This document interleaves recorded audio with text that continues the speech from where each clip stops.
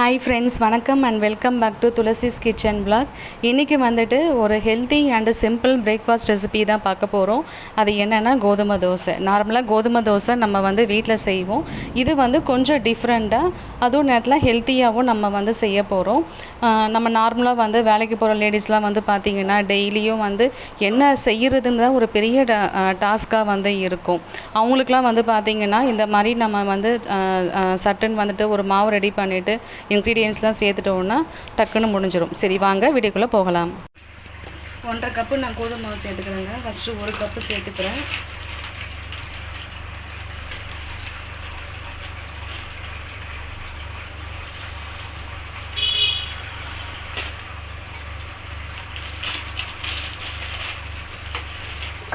உப்பு தேவையான அளவு உப்பு,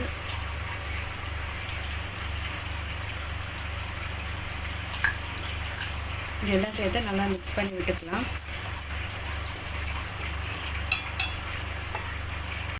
தண்ணி சேர்த்து கட்டி இல்லாமல் நல்லா மிக்ஸ் பண்ணி விட்டுக்கலாம்.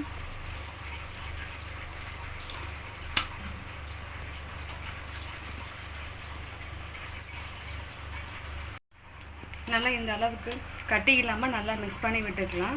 இது 5 நிமிஷம் அப்படியே இருக்கட்டும். பேனில் வந்து 1 ஸ்பூன் எண்ணெய் சேர்த்துருக்காங்க. எண்ணெய் ஹீட் ஆகிடுச்சு. 1 ஸ்பூன் கடுகு நல்லா பொரிஞ்சிச்சு. 1 ஸ்பூன் கடலைப்பருப்பு, 1 ஸ்பூன் உளுத்தம்பருப்பு, அதையும் சேர்த்து நல்லா வந்து ரோஸ்ட் பண்ணிக்கலாம்.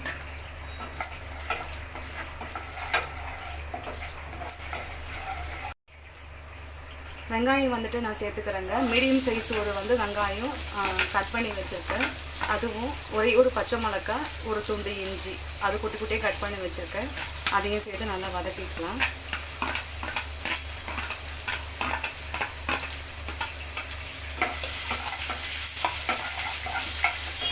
லைட் பிங்கிஷாக வந்து வர வரைக்கும் நல்லா நம்ம வந்து வதக்கிக்கலாம். கருவேப்பிலை கொஞ்சம் சேர்த்துக்கிறேன். வெங்காயம் ஓரளவுக்கு நல்லா வதங்கிடுச்சு. இப்போ தக்காளி வந்து ஒரு தக்காளி குட்டி குட்டியாக கட் பண்ணி வச்சுருக்கேன்.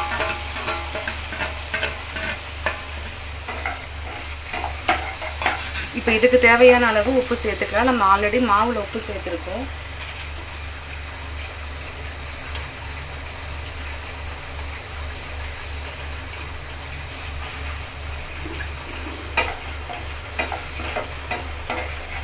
தக்காளி வந்து நல்லா வந்து மசிய வேகட்டும். வெங்காய தக்காளியில் நல்லா வதங்கிடுச்சிங்க. இப்போ வந்து இதை அப்படியே வந்து மாவில் ஆட் பண்ணிக்கலாம்.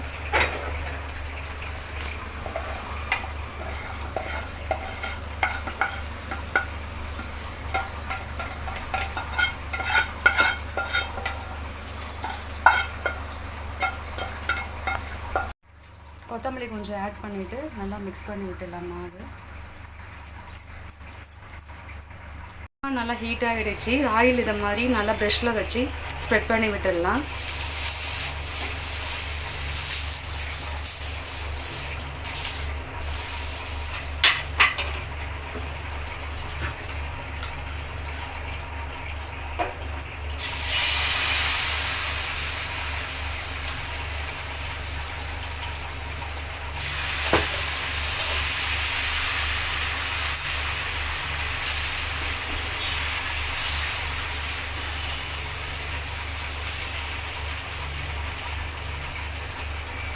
மீடியம் ஃப்ளேமில் அப்படியே வந்து வேகட்டும்.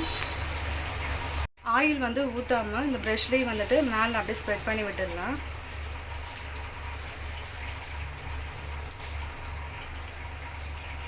ஒரு சைடு நல்லா வெந்துச்சிங்க. இப்போ அடுத்த சைடும் வந்துட்டு திருப்பி போட்டிருக்கேன். அவ்வளோதான். வந்து 10 நிமிஷம் கூட வந்து இல்லை. இன்ஸ்டன்ட் வந்து கோதுமை தோசை டிஃப்ரெண்ட்டாக அந்த மாதிரி வந்து செஞ்சு பாருங்கள். இப்போ ஆஃபீஸ்க்கு வந்துட்டு கிளம்புற லேடிஸ்லாம் வந்து பார்த்திங்கன்னா ஒவ்வொரு நாளும் என்ன டிஃபன் செய்கிறது, அதுவும் ஹெல்த்தியாக வந்து ஹஸ்பண்டுக்கோ குழந்தைங்களுக்கோ செஞ்சு கொடுக்கணுன்னா இந்த மாதிரி வந்து வித்தியாசமாக செய்யலாம். வந்து அவங்களுக்கும் ஒரு டென்ஷன் இல்லாமல் வந்து இருக்கும்.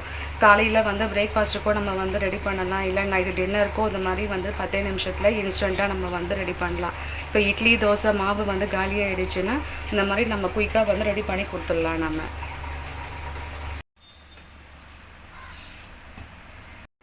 அவ்வளோதாங்க, இன்ஸ்டன்ட் பிரேக்ஃபாஸ்ட் ரெசிபி ரெடி ஆகிடுச்சு, கோதுமை தோசை. இது கூட நீங்கள் விருப்பப்பட்டீங்கன்னா கேரட் கூட நீங்கள் வந்து துருவி சேர்த்துக்கலாம்.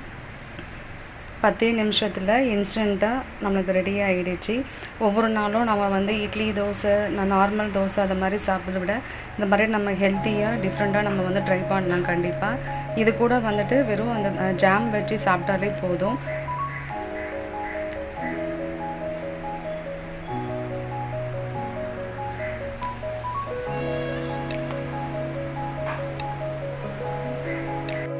ஓகே ஃப்ரெண்ட்ஸ், இந்த வீடியோ உங்களுக்கு பிடிச்சிருக்கோன்னு நம்புகிறேன். பிடிச்சிருந்தா லைக் பண்ணுங்கள், கமெண்ட் பண்ணுங்கள், சப்ஸ்கிரைப் பண்ணுங்கள். அடுத்த ஒரு இன்ட்ரெஸ்டிங் வீடியோவில் நான் உங்களை மீட் பண்ணுறேன். அது வரைக்கும் பாய்.